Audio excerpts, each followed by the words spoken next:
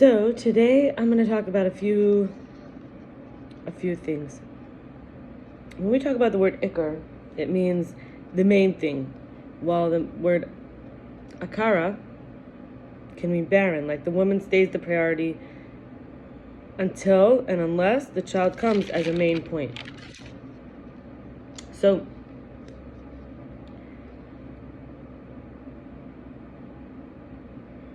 in order to talk about what the main point is, I would like to share what I need a drink. I have like hiccups.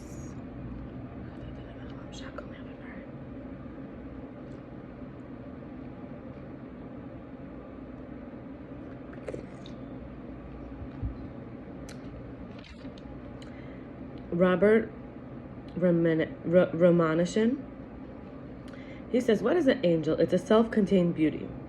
What is an animal? That's comfortable at home in this world. We're both. We're neither and we're between. We're all waiting for our next, summons. And when we get in touch with faith, which is often used instead of the word fate or destiny, we might comprehend and understand it as our rightful future. What's meant to be, that is our individuation, to become individually, not just to become another individual.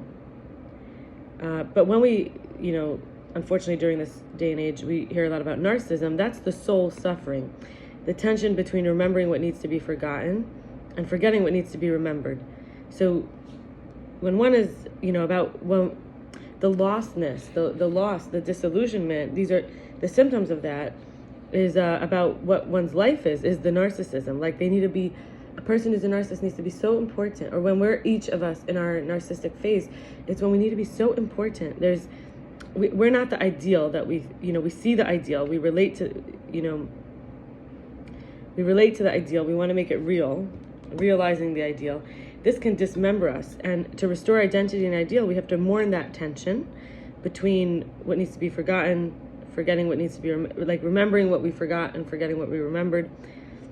That which transforms us, it's fertile soil for the imagination of individuation. I want to take out that word imagination. It's fertile soil for actual individuation. It collapses the polarity. That's the space that, from never satisfied, never aligned. That's how we, therefore, then can forget what needs to be forgotten and remember what needs to be remembered. And I want to share a little bit about our signals. Like, what are our signals? So signals are from our spiritual nerve. It's a way to reform and to conserve energy. It's positive and negative polarity, the charge. And for stability, we could always give power to the less fortunate. For security, we could give dreams to the more fortunate. So in other words, the rich get to feel blessed. The poor get to feel attended to. And this is our valence. Valence meaning it creates that stability, that security, and electricity.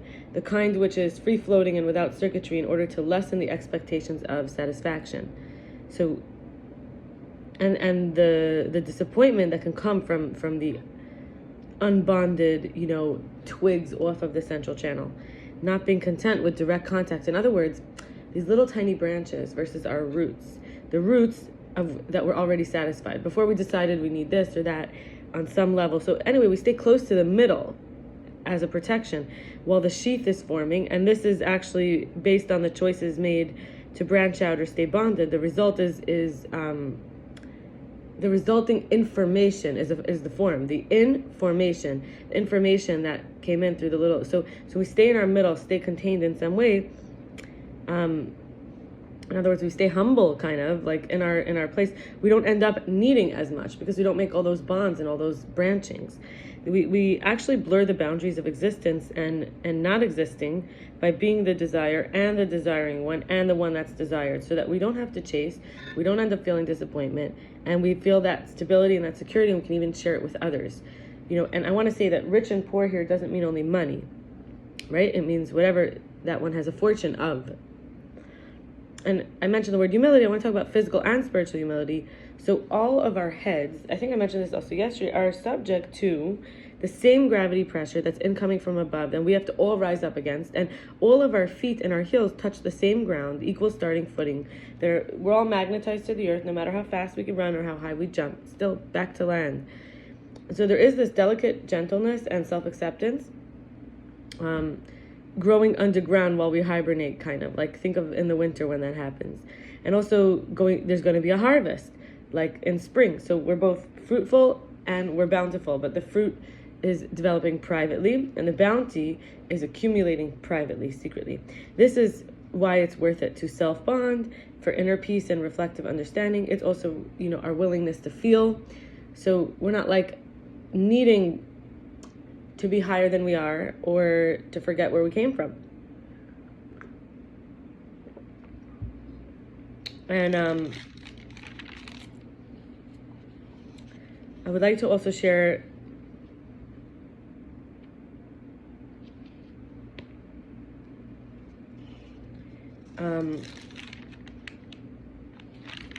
how we do have like different levels of pleasure.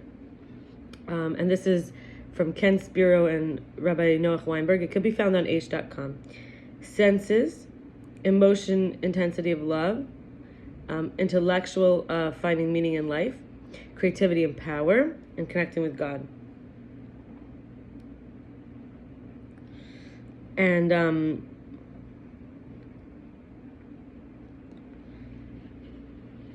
when we think about like being useful and our dimensions, which I think is a good place to finish this part.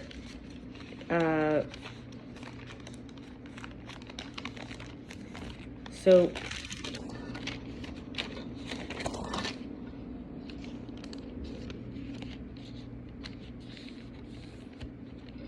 being useful is like wanting to be needed, but also wanting to be the needer.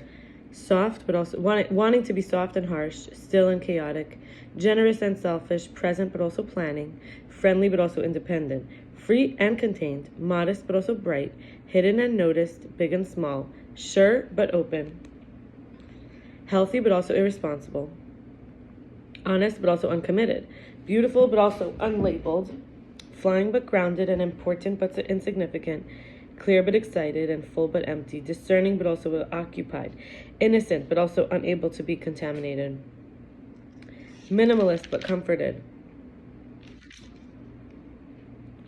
cared for but also caretaker, fire but also water, and a consequence but also the cause, and finally angel but also animal.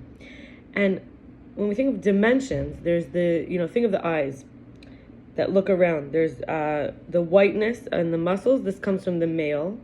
And they can squint, which is the blackness muscles, and that's the female. This comes from the Talmud.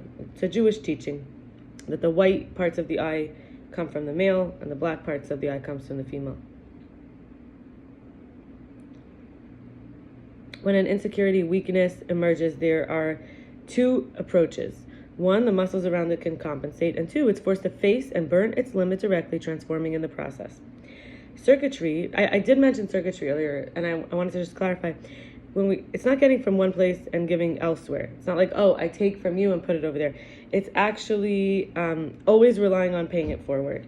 So sharing can occur with equity and harmony, balance, equality, and responsibility between the two people who value the connection.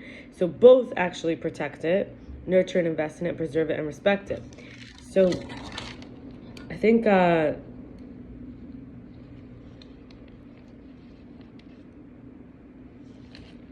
there's got to be one more part to this, which is when we set the table, there's high maintenance needs to give return.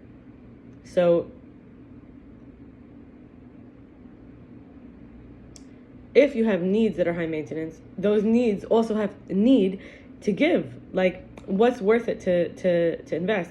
Also, when we focus on the victim or the sabotage interpretations, it feeds a vicious cycle of punishing an innocent person who triggered us for a chance to heal, rather than resisting growth. And we can be curious why it's happening.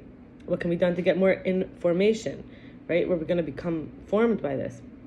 One, we could actually engage. This is a kind of circuitry. We could ask for intentions and purpose.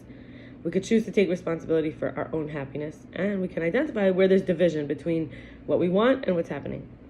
we don't have to give people the opportunity to lie and steal through us our care and attention. So we do take responsibility for our care and attention.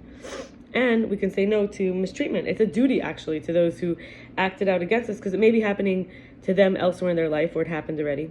Or they're subconsciously going through the motions, acting it out with us. And, well, not or, and subconsciously or not, they're acting it out through us, these going through the motions.